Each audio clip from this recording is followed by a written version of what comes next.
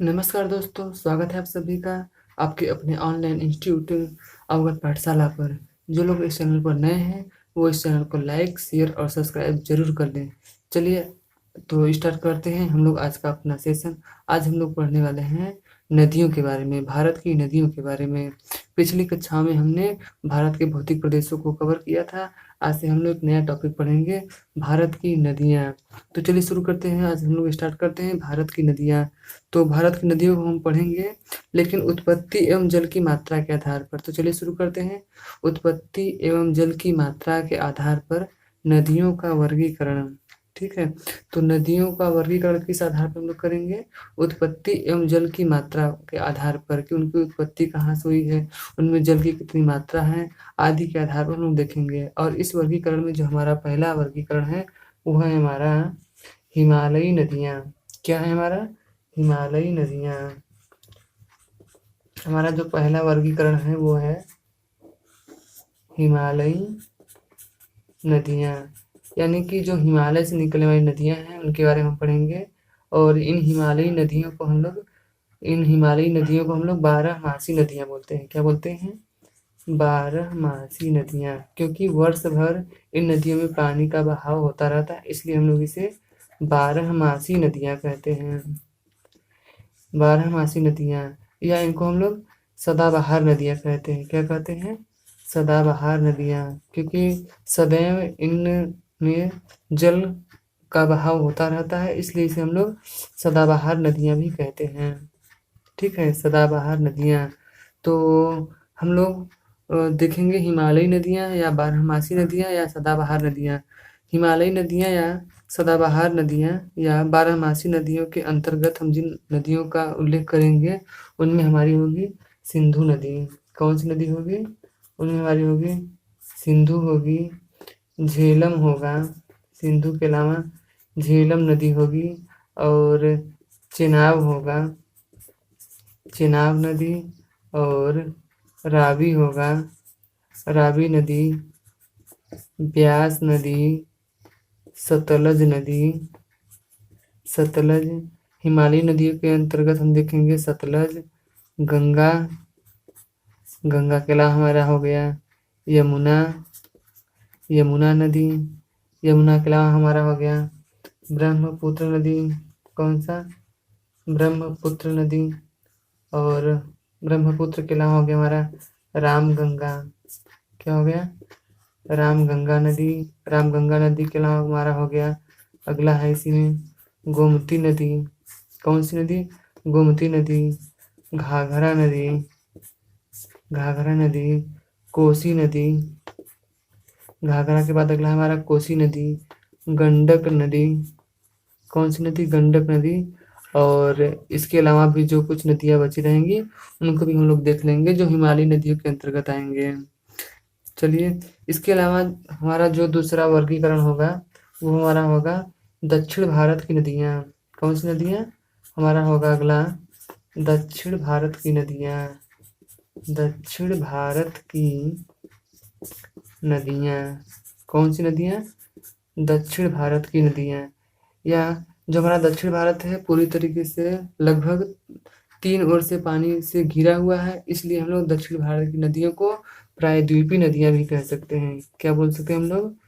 प्रायद्वीपीय नदियाँ। प्रायद्वीपीय नदियाँ। और या इन्हें बरसाती नदियाँ भी बोल सकते हैं हम लोग। क्या बोल सकते हैं? बरसाती नदियाँ। बरसाती नदियाँ, क्योंकि जो इनमें जो पानी होता है वर्षा के माध्यम से ही आता है, इसलिए इसे हम लोग बरसाती नदियों के अंतर्गत देखेंगे। दक्षिण भारत की जो नदियाँ हैं उन्हें हम प्रायद्वीपीय नदियाँ या उसे हम लोग बरसाती नदियों के नाम से जानते हैं। ठीक है, चलिए तो हम लोग देख लेते हैं कि दक्षिण भारत के अंतर्गत कौन कौन सी नदियाँ आती हैं। जो दक्षिण भारत के अंतर्गत हमारी नदियाँ आती हैं उनमें हमारी जो प्रमुख नदियाँ हैं वो है हमारी महानदी। कौन सी नदी है? महानदी।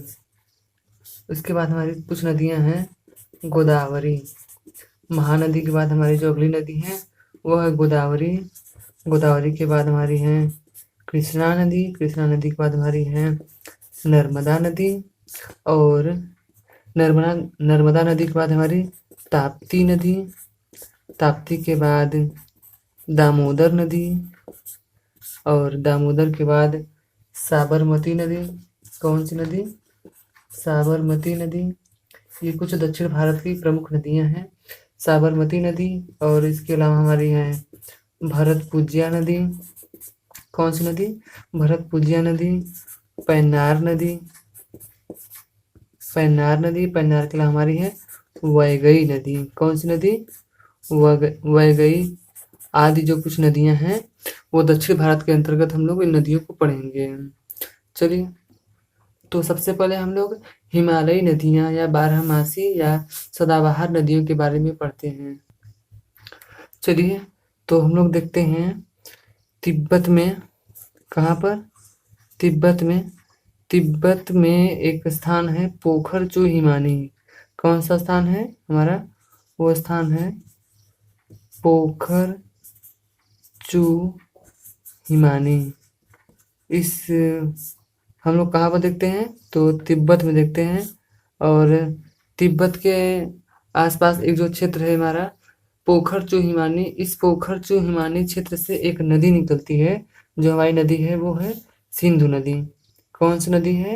सिंधु नदी। इसको हम लोग देखते हैं। ये रही हमारी सिंधु नदी। सिंधु नदी है तिब्बत के पोखर चू हिमानी से निकलती है। और ये जब पोखर चू हिमानी से निकलती है और यह जम्मू कश्मीर से होकर भारत में प्रवेश करती है। और लेह जिले से, कहाँ से?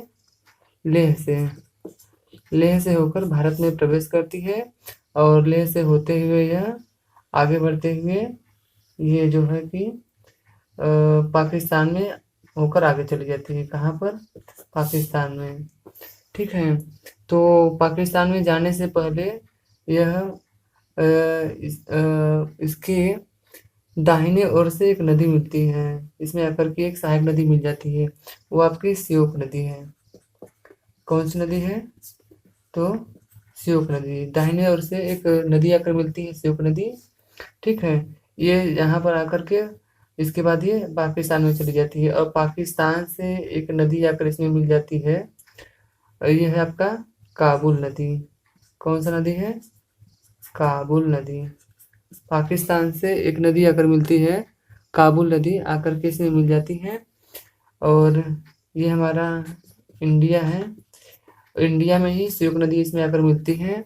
इंडिया में इसमें दो नदियां आकर मिलती हैं। एक यहाँ से आकर जास्कर नदी आकर इसमें मिल जाती है। लेह से पहले ही इसमें एक नदी मिलती है, जास्कर नदी। कौन सी नदी?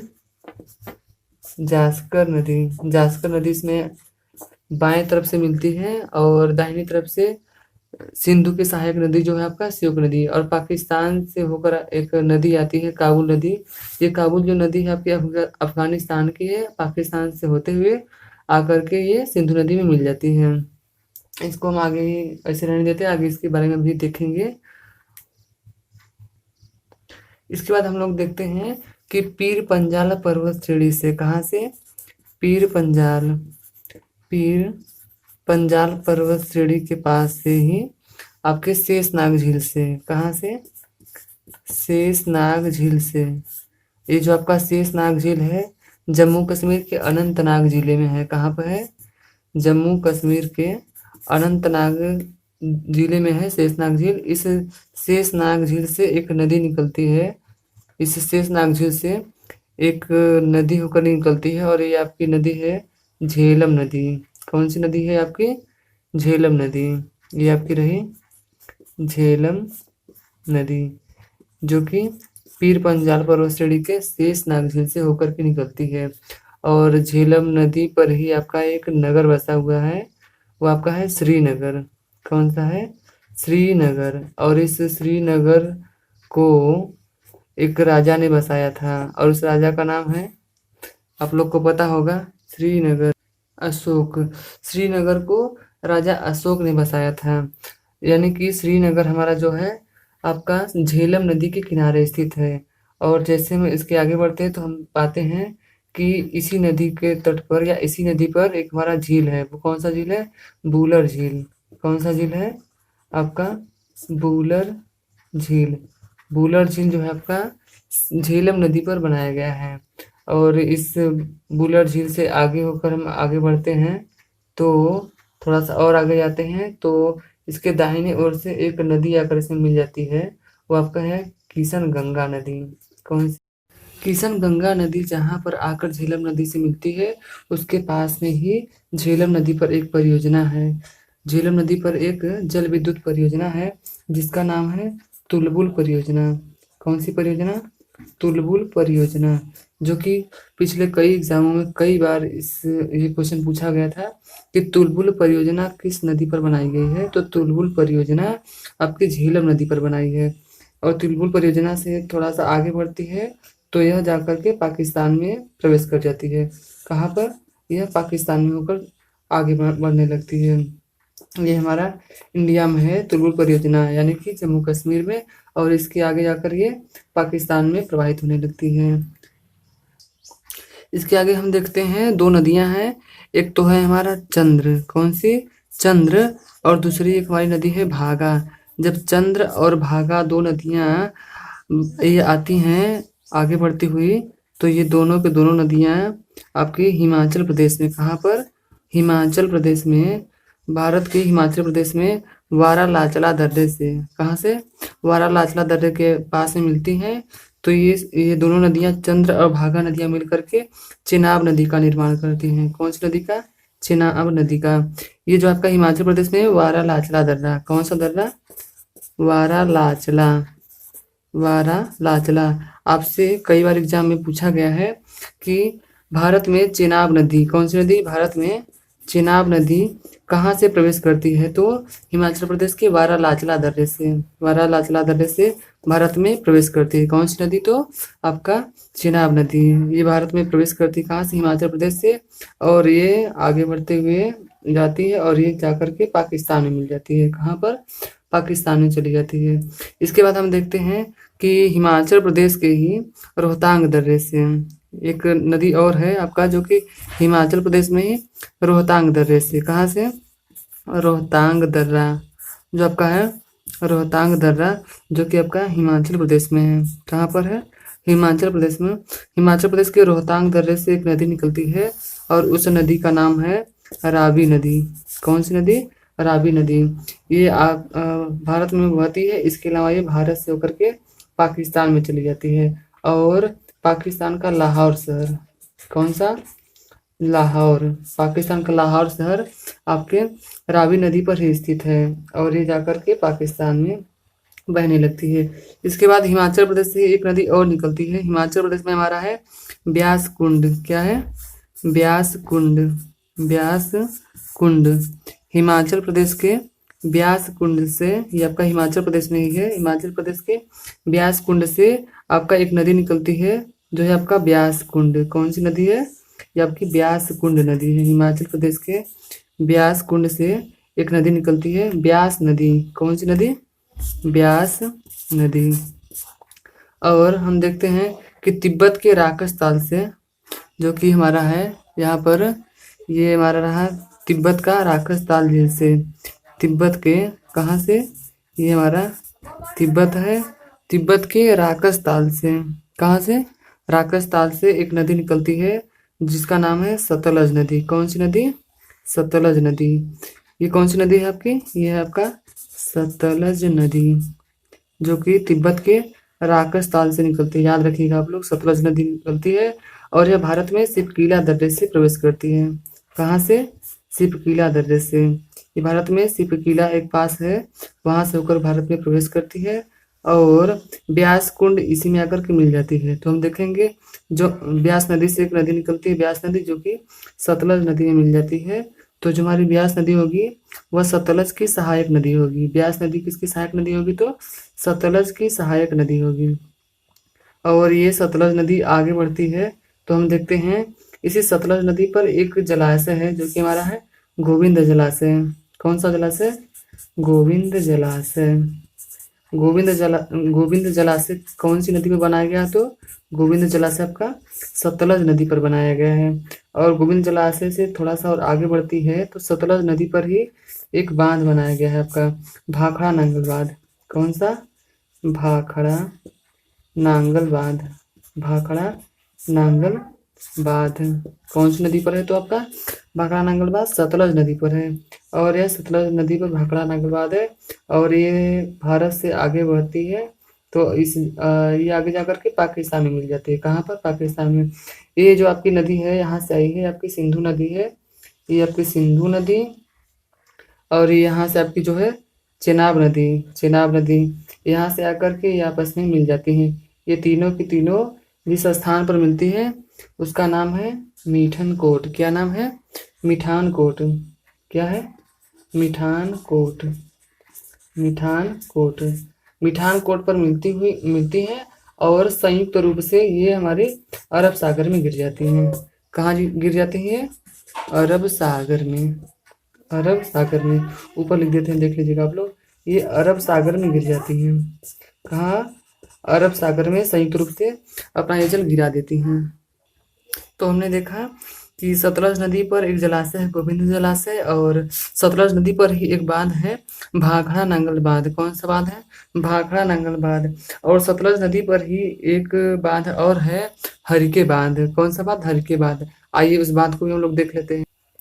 सतलज नदी पर एक बांध है हमारा हरिके बांध। चलिए आइए उसको भी हम लोग देख लेते हैं। ये रही हमारे सतलज नदी। कौन सी नदी? ये हमारी सतलज नदी। कौन सी नदी? सतलज नदी है और इसी पर एक बांध बनाया गया है हरिके बांध। कौन सा बांध? हरिके बांध। ये रहा हमारा हरिके बांध जो कि सतलज नदी पर है। और इस सतलज नदी पर हरिके बांध से एक नहर बनाई गई है। कौन सी नदी? एक नहर बनाई गई है। इस हरिके बांध से एक नहर है बनाई गई है जिसका नाम है इंदिरा गांधी नहर। कौन सा नहर? इंदिरा गांधी नहर। इंदिरा गांधी नहर। इंदिरा गांधी नहर आपका कौन सी नदी पर बनाया गया? तो सतलज नदी पर। कौन से बांध पर? तो हरिके बांध से बनाया गया है। और इस नदी द्वारा जिन राज्यों में सिंचाई होती है उन राज्यों वे राज्य इस प्रकार से हैं। पहला है हमारा पंजाब। कौन सा है? पंजाब। और इसके अलावा हमारा हरियाणा। कौन सा है? हरियाणा। पंजाब रहा, हरियाणा रहा और हमारा रहा राजस्थान। क्या रहा? राजस्थान। राजस्थान के अलावा हमारा जो अगला राज्य है वो है हमारा उत्तर प्रदेश। कौन सा है? उत्तर प्रदेश। तो हमने देखा कि इंदिरा गांधी नहर द्वारा कौन कौन से राज्यों में सिंचाई की जाती है? तो इंदिरा गांधी नहर द्वारा पंजाब, हरियाणा, राजस्थान और उत्तर प्रदेश में उत्तर प्रदेश में इंदिरा गांधी नहर का विस्तार पाया जाता है और इसके द्वारा सिंचाई का कार्य किया जाता है। तो ये रहा हमारा सतलज नदी। हम लोगों ने सतलज नदी पर जो दो बांध बनाए थे दोनों को पढ़ा। ये रहा हमारा हरिके बांध। हम लोगों ने पढ़ा हरिके बांध के बारे में। आइए अब आगे देखते हैं। आइए थोड़ा सा और जो बचा हुआ है इसमें हम थोड़ा सा देख लेते हैं। तो जैसा कि हमने आपको बताया कि आपकी ये हमारी सिंधु नदी थी। कौन सी नदी? सिंधु नदी थी। और ये हमारे नीचे इसके नीचे थी, सिंधु के नीचे कौन सी नदी थी हमारी? झेलम नदी। कौन सी नदी थी तुम्हारी? झेलम नदी थी। ये हमारी सिंधु नदी थी। कौन सी नदी? सिंधु नदी थी। और ये हमारा रहा झेलम नदी। कौन सा नदी? झेलम नदी। और ये हमारी सिंधु नदी। इसके अलावा हमने देखा था कि चंद्र और भागा दो नदियां थी। चंद्र और भागा अब जो दोनों आपस में मिल जाती हैं तो आगे चल करके चेनाब नदी का निर्माण होता है। कौन सी नदी का? चेनाब नदी। ये हमारी रही चेनाब नदी। कौन सी नदी? चेनाब नदी। और हम आगे देखते हैं कि चेनाब नदी के बाद हम लोगों ने पढ़ा था रावी नदी के बारे में। ये हमारी रावी नदी थी। कौन सी नदी थी? ये हमारी रावी नदी। रावी नदी। कौन सी नदी थी हमारी? रावी नदी। और रावी नदी के बाद हमने देखा था थोड़ा सा ब्यास नदी के बारे में भी, जो कि हिमाचल प्रदेश के ब्यास कुंड से निकलती थी। कौन सी नदी थी हमारी? ब्यास नदी थी। और ब्यास नदी के बाद हम लोगों ने देखा था सतलज नदी के बारे में। कौन सी नदी के बारे में देखा था हम लोगों ने? सतलज नदी के बारे में देखा था। ये हमारी ब्यास नदी। कौन सी नदी थी हमारी? ब्यास नदी। ब्यास नदी। और ये रही हमारी सतलज नदी। कौन सी नदी? सतलज नदी। सतलज नदी हमारी, ये थी हमारी सतलज नदी। तो हम लोगों ने देखा था, चूंकि हमारी सिंधु नदी है और ये हमारा झेलम नदी है। कौन सी नदी है? सिंधु नदी और ये हमारा झेलम नदी। कभी कभी आपसे एग्जाम में पूछ लिया जाता है कि सिंधु नदी और झेलम नदी के बीच का जो क्षेत्र है, ये सिंधु नदी और झेलम नदी के बीच का जो क्षेत्र है या जो दोआब है, दोआब क्या होता है? दो नदियों के बीच का जो स्थान होता है उसे हम लोग दोआब बोलते हैं।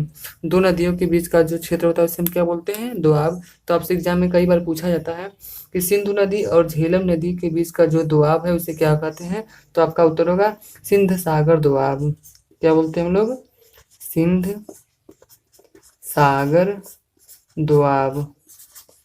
सिंध सागर दोआब याद रखिएगा आप लोग। सिंध सागर दोआब जो है कौन सा क्षेत्र है? तो सिंधु नदी और झेलम नदी के बीच का क्षेत्र। और अगला है हमारा झेलम नदी और चेनाब नदी। कौन सी नदी? झेलम और चेनाब के बीच का जो क्षेत्र है उसे हम लोग चाझ दोआब बोलते हैं। क्या बोलते हैं? चाझ दोआब। ये रहा हमारा चाझ दोआब। जो हमारा चाझ दोआब है वो हमारा झेलम नदी और चेनाब नदी के बीच का जो क्षेत्र है हमारा वो रहा चाझ दोआब। इसके बाद हमारा चेनाब और रावी नदी। ये रहा हमारा चेनाब नदी और ये हमारा रावी नदी रहा। चेनाब और रावी के जो बीच का क्षेत्र है वो है हमारा रेचना दोआब। कौन सा है? रेचना दोआब। ये रहा हमारा रेचना दोआब। इसके बाद हमारा रहा ये रावी नदी और ये ब्यास नदी। कौन सी नदी? रावी और ब्यास। और रावी और ब्यास के बीच का जो क्षेत्र है उसे हम लोग वारी दोआब बोलते हैं। क्या बोलते हैं? वारी दोआब। वारी दोआब। और इसके बाद लास्ट में हमारा बचता है ब्यास नदी और सतलज नदी। ये हमारा ब्यास नदी रहा और ये हमारी सतलज नदी। ब्यास और सतलज के जो बीच का जो क्षेत्र है या दोआब है उसे हम लोग विस्त दोआब बोलते हैं। क्या बोलते हैं? विस्त दोआब। ये रहा हमारा विस्त दोआब। तो ये रही। और हमने अभी पिछले वाले वीडियो में पढ़ाया था आपको कि ये हमारी सिंधु नदी और ये संयुक्त रूप से सभी नदियां मिल जाती हैं और मिल करके ये जिस स्थान पर मिलती हैं वो है आपका मिठान कोट। क्या है? मिठान कोट। मिठान कोट। मिठान कोट के रूप में, मिठान कोट के पास ये सभी की सभी नदियां संयुक्त रूप से मिल जाती हैं और ये अरब सागर में अपना पानी गिरा देती हैं। कहाँ गिराती हैं? अरब सागर में। ये सारी की सारी नदियां अरब सागर में गिरती हैं। कहाँ गिरती हैं? अरब सागर में। कभी कभी आपसे पूछा जाता है कि अरब सागर में गिरने वाली कुछ नदियों के नाम बताइए, तो ये सारी की सारी नदियां आपकी अरब सागर में गिरती हैं। अरब सागर में गिरने वाली कुछ नदियां हैं जैसे आपके सिंधु नदी, झेलम नदी, चेनाब नदी, रावी नदी, ब्यास नदी और ये आपकी सतलज नदी। ये सारी की सारी जो नदियां हैं अपना पानी अरब सागर में गिराती हैं। ठीक है, तो हम लोगों ने देखा कि सिंधु नदी और झेलम नदी के बीच का जो क्षेत्र है वो हमारा सिंध सागर दोआब है और झेलम तथा चेनाब के बीच में जो क्षेत्र है उसे हम लोग चाझ दोआब बोलते हैं। क्या बोलते हैं? चाझ दोआब। आप लोग को थोड़ा भी कंफ्यूजन नहीं होगा, आप इसे अपने हिसाब से याद कर सकते हैं।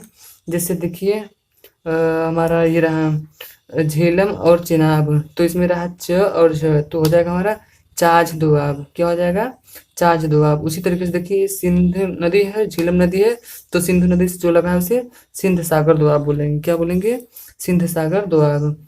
और ये हमारा रहा रावी नदी और ये रहा चेनाब नदी, तो रा और च मिलकर हो गया रेचना दोआब। कौन सा दोआब हो गया? रेचना दोआब। और इस तरीके से हम देखेंगे ये रावी नदी है और ये हमारा व्यास नदी है, तो रावी से लगा हुआ है, इसलिए इसे हम बोल देंगे वारी दोआब। क्या बोलेंगे? वारी दोआब। और ये हमारा ब्यास नदी और सतलज नदी के बीच का जो क्षेत्र है ब्यास नदी से लगा हुआ है, तो विश्व दोआब। तो आशा करते हैं आप लोग इसे भूलेंगे नहीं और काफ़ी दिनों तक आपको ये याद रहेगा।